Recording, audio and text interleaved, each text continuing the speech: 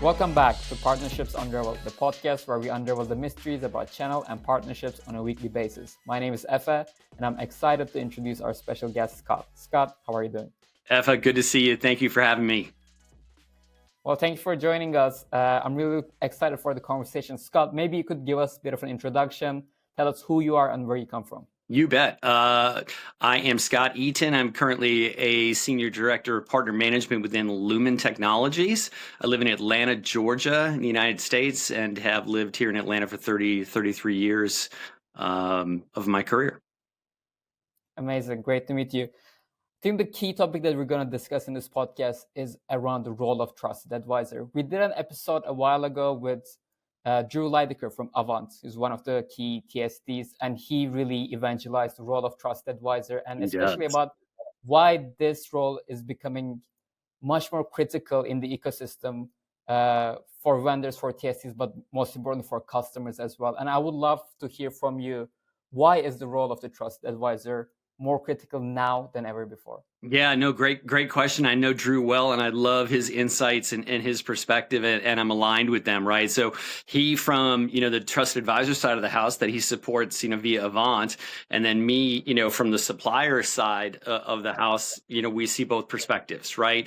So that trusted advisor is a constant in most cases. I mean, right? If we use generalities, that trusted advisor is just that, a trusted advisor, where a supplier representative is singular to the supplier, and also perhaps, trusted, but maybe not there consistently. As we all know, and I've been on both sides of the fence working for the large organizations, there's turnover, there's fallout, people leave, people get new jobs, circumstances, life, right? But that trusted advisor traditionally is there as a constant no matter what. So there, when the partner and the customer are evaluating needs, are evaluating solutions, are evaluating portfolios, they're independent, they're agnostic, they're generally incredibly knowledgeable and technical, and the customer sees that as an enormous advantage.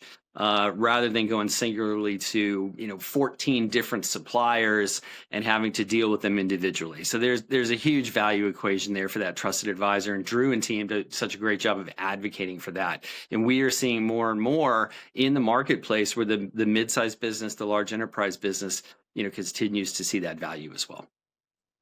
One of the things that Drew said that really stuck with me was, he said that, when I was younger, when I started out my career, if you work with the big blue, if you work with the big companies, then you could never get fired. That's right. But he said nowadays, if you work with the big blue and you only work with the big blue, then you're most definitely going to get fired. I think the challenge that we're seeing right now is that there's so many great technology companies out there. There's so many great solutions.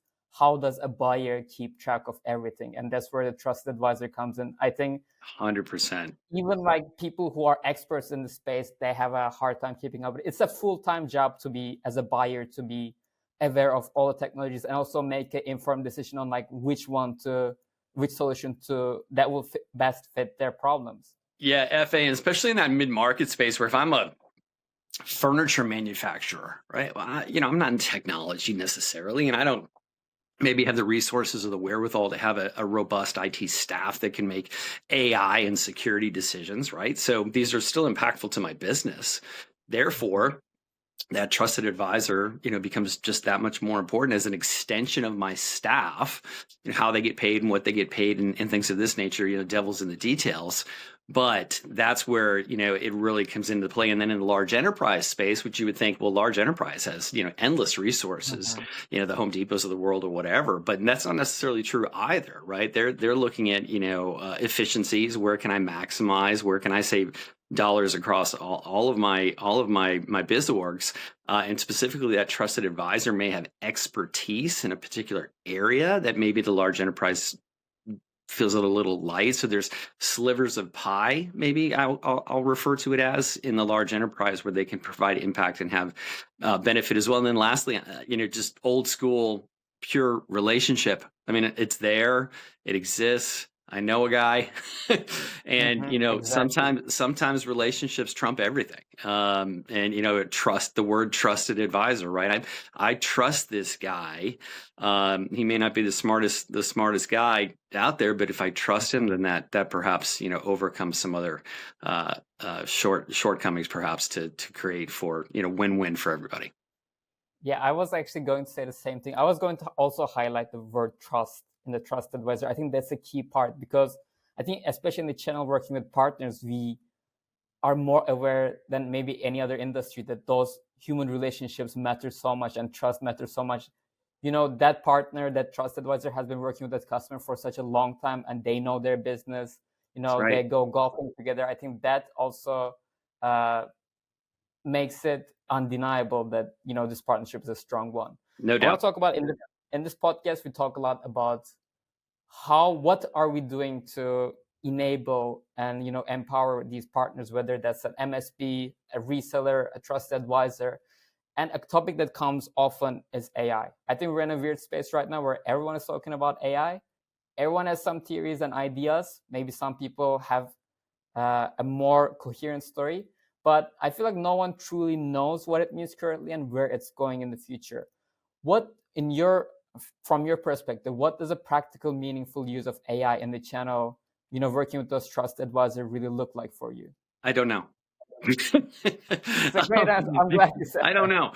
know. Yeah, I mean, it's still early phases, and we approach it a couple different ways. When you say AI to Lumen, there's the infrastructure, the true bandwidth requirements of AI. So that's the different Yeah. conversation. But to your point around the enablement, how can we use AI to be more efficient, right? And that may involve cross learning. That may involve various tools and efficiencies that are a result of AI internally for me operationally, and then externally if I look at a trusted advisor and they've got the wherewithal via AI to create tools that assess their customer base, as an example, that says, hey, my customer Mhm. base is trending to do X, Y, and Z, based on product knowledge, based on I'm seeing these trends.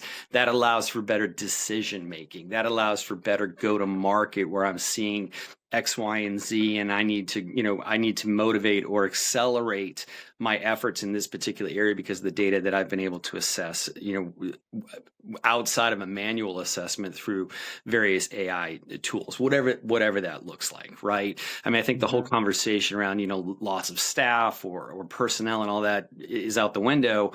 It's, efficiencies of data and how can I move faster? How can I be more customer solution centric? So if I'm landing with an existing customer or a new customer, I'm saying the things that resonate with them. I can move to a sale faster. I can solve their problems faster, and I can find solutions for them. And therefore, that makes me more effective.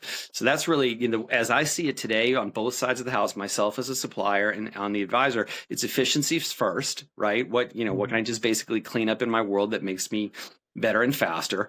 Secondarily, how does it make me smarter, right, to make better go-to-market decisions? And then lastly is the I don't know, is what comes after that, right? We're seeing, from the supplier side, a lot more bandwidth on demand type of requirements as a result of AI. Pushes and pulls and spikes and things of this nature. So all of that is going to come into play. But to answer the question initially on enablement is tools, in learning, cross-referencing of data analyzation that it allows for a more strategic go-to-market. And then lastly, from our perspective too, which is not necessarily AI, but everything is AI, is an Mhm. API interfeed, right? So if I can feed my partners more data via an API that they can then assess via AI, well, I've now made them more effective. So that's my uneducated AI response.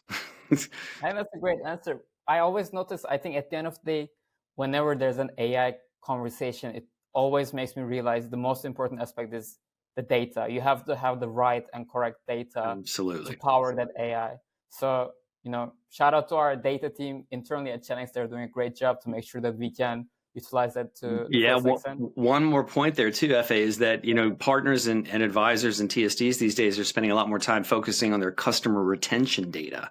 So same answer, right? Good data, right? How do I retain my customers? Because in the old days, of trusted advisor age in business, I sell it on the front end, and I don't necessarily know what I'm losing on the back end. I haven't spent the time to analyze that. Well, now, in terms of maintaining my revenue and going from a smaller organization or a larger organization, well, I'm going to stay flat if I keep losing it out the back door. So how does AI help me, identify terms, cross-sell and upsell, all these things that feed into retention become critically important too. And that's another thing where I think AI is going to play an important role. I think also TSDs play a really important role there because they have such a broader range of data. They have data from different suppliers, a large set of partners. They can, predict 100%. churn. They can, identify those cross-sell, upsell opportunities. No doubt, and that's the value that they have to continuously evangelize and strengthen their value equation to the trusted advisor, right? So if they're doing those things and providing for those tools, they become that much more. I mean, a trusted advisor can put their business in 5, 6, 7 different places, right? So the more value the TSD can provide through tools like you just mentioned, the better partner they become to their community. I want to talk a little bit more about TSDs and the marketing support that they provide to suppliers and trust advisors. Without naming any names, not throwing anyone under the bus, but I feel like we have seen a transition in the marketing space in telco, in channel, where historically it was a little bit more flashy events, maybe wine and dines that didn't really drive demand, and maybe the ROI of these activities were not so clear, both to TSDs themselves, but also suppliers were asking, okay, what did I get out of this? I feel like we are seeing a transition, a shift in the market where there's a higher demand for that ROI. TSDs are no longer throwing flashy events, with celebrities. Maybe they do sometimes. Maybe a few of them still do. A few of them still do, but I'm sure that also provides value. It's just you have to look at like how are we 100%. driving value to the ecosystem. But in your opinion, what should real partner marketing look like in 2025, and how do you see TSDs supporting that idea? Yeah, no, great question. Measurable ROI, right? I mean, that, I don't get good measurement. I mean, everybody loves a big party, FA, right? I mean, and who doesn't? But does that, if I sit in a room and, I'm making this up, Beyonce is on stage, right? I mean, but do I want to do business with XTSD just because Beyonce was on stage? No, absolutely not. Will I come to the party? Heck yeah, I'm coming to the party. yeah. Beyonce's on stage, right? This is cool. But I don't think that truly makes me want to do business with them, right? And can those dollars be should those dollars be redirected, specifically, to partner activities? And for us, it's been the biggest ROI is when I can redirect dollars to get closer to a buyer, right? So in other words, I'm trusted advisors, are my world, and I want to be close to them. But if I can help them get closer to a buyer and send a message, that's gold, right? So the ultimate, answer or comment to your question is 100% scrutiny around these dollars, more so than ever before. And, parties are fun and nice, and a little bit of the obligatory, let's all get together and have a nice time. And that's fine. Some of it's excessive, and we've seen some throttle back, and, ROI. And if I go to, 5 different TSD, big parties, I tend to see a lot of the same people 5 times. Right. So because they're doing business across those TSDs. So what measurable impact am I really getting, at a big event like that, versus the have to, want to, and then, the ROI is king. My marketing department specifically has very actionable, measurable ROIs against these dollars. And I think that's more so than ever before. Right. Yeah, I fully agree. I hear like this is something that we talk about all the time, but especially with events, I think a lot of responsibility also falls onto yourself. I think the most important thing is that you go to an event, you shake hands, but then what are you doing afterwards? If you're not doing the proper follow-up, if you're not, continuing these conversations that you had with all those partners, then it's leading to nowhere. Then, first of all, it's not leading to nowhere, and second of all, you cannot show the ROI as well. Yeah, no doubt. And right. And so then that feeds into, what tools are you using, as the supplier? I might use Salesforce, obviously, but that's not necessarily a tracking tool for the right reasons, right? Yeah. But I don't have I've got to have a tracking mechanism, because if I'm working off a spreadsheet or I forget, that becomes problematic, right? So, it all needs to, and again, maybe this is what feeds back into AI from my perspective as a supplier to have advantages and tools, right? Am I tracking, and how am I comparing that partner or that targeted partner across my products and services, and what's their likelihood to be successful, and all these data analytics that we can be doing via AI to better track, to better recruit, and to better enable new advisors to a program. If I look at my TSDs, FA, I'm making up math again, but let's just say there's 25,000 trusted advisors out there within an ecosystem that are available. I'm touching, 10%.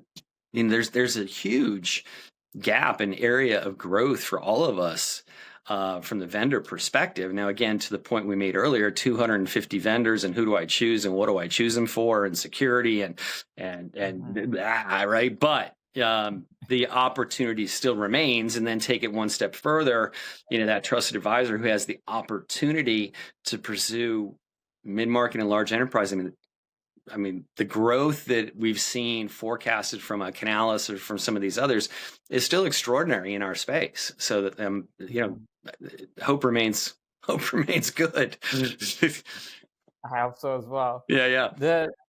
You mentioned so when preparing for this podcast, you made a comment about the difference between VARs and MSPs. I want to talk about that, because I feel like those labels are getting really blurrier every day. And sometimes it's a VAR and they put an label MSP at the door, and they say, now we're an MSP, but you're not really an MSP. So you've seen kind of like also the TSDs are now trying to serve those different kind of partners, MSPs, VARs.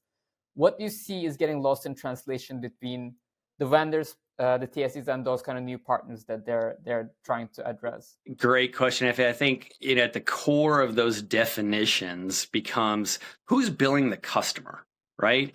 And who's getting paid and how, right? So if I'm a traditional agent, or TSD, okay, I get paid a residual commission. I understand that.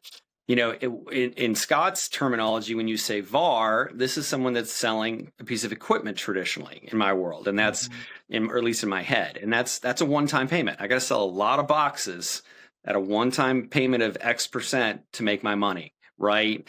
And then an MSP in my head is I'm managing services, right? So I've got a multitude of different software, maybe it is hardware, services, right? And those become kind of a multi-point offering to an end user. So kind of three different buckets. And at the end of the day, how does the partner, who needs to get paid, they're a business, what's their method, right? Are they putting it on their own paper? Are they consolidating? Are they reselling? Or are they receiving a residual commission? If we can answer those questions, I think the definition maybe kind of goes out the window. A lot of the TSDs, when they approach the VAR and MSP space, what they're saying is, come to my residual world, right? This is how I operate. I have a residual environment for commissions. I want you to be part of this, and here's how and why.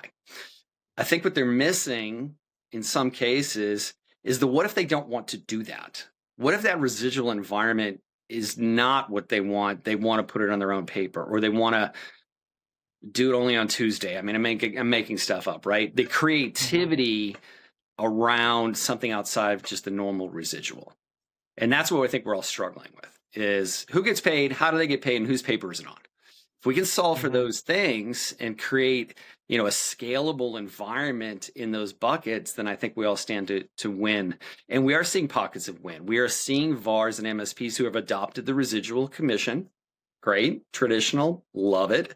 But I think they also have the ability, based on each opportunity, to go a different route. So if I'm an MSP, I'm a VAR, and I have an opportunity, okay, this one I can go residual. This makes sense. I'm going to put it over here. Well, the next one maybe not so much, because the customer, the requirements, whatever. So give me options. Give me options that and flavors that say I can do it a multitude of different ways. And if we continue to crack that code as a supplier and as a TSD, I think that will prove more successful in these unique go-to-markets. Because what's next after VAR and MSP. I mean, you see a lot of these folks are now delving into marketplaces like energy, like in brokering for energy as part of their portfolio. Well, I don't know what that billing looks like. I'm not familiar. I'm not an energy guy, right? So the point around, I guess, flexibility in terms of how the partner wants to do business, and if we can eliminate the roadblocks between legal and pricing and paper and wholesale and these types of things, I think would have a more streamlined trajectory to growth. I'm going to say something so cliche, but I guess this also comes back to like meeting the partner where they are. That's it. 100%. Yep. Nailed it. How they Nailed want it. The business and being so what we say, they come to us with something sideways like that, and we say, yeah, we'd really like to do that, and then we try to figure it out, and but to be able to say yes, right? Oh, absolutely, I completely understand that, and here's our method, and here's how we get there. I mean, I've been struggling with that here, at Lumen for 2 years in terms of just not so much being able to do it, but just kind of making it a smooth, easy process. Click the button, less conflict. But with what you said, I want to get back to the distinction between the VAR and MSP is getting blurry. What you said at the beginning, traditionally VAR is someone who sells device. But nowadays also because now there's devices as a service that MSPs are offering as well, because now it's getting even more complicated. And a lot of partners nowadays have a more resell, they have different business units where it's a more managed services business within the organization, and they have a reselling organization. So it does make it 2 times complicated for the TSDs and stuff. 100%. And another category there that falls into the MSP space would be TAM, right? So I see telecom expense management over here, at MSP, because now I have access to all the data. Ooh, once I've got access to all the data, I know gold. And so now we're routing back to AI. Well, what can I do with that data that I now have as a TAM and map it back to my offerings, map it back to my go-to-market, map it back to my expertise and my products and services and solutions, right? So it all ecosystem, baby. Yeah, no, that's great. Thank you so much for joining us, Scott. It was a great conversation. Before I let you go, I have one last question for you. Yes, sir. We end every episode by asking our guests to invite the next guest on the podcast. Who do you think we should have next? I would love to invite my friend up in New York City. His name is Evan Gilman. He sits on the trusted advisor side of the house, very successful with Lumen and all of his vendors, and has amazing insight to the channel, has a long history in the channel. And I'm happy to provide his contact information. I think he'd be a great guest for your show. Amazing. Well, thank you so much for joining us, Scott, and thank you for your recommendation. And see you in the next episode. F.A., thanks for having me. Good talking to you.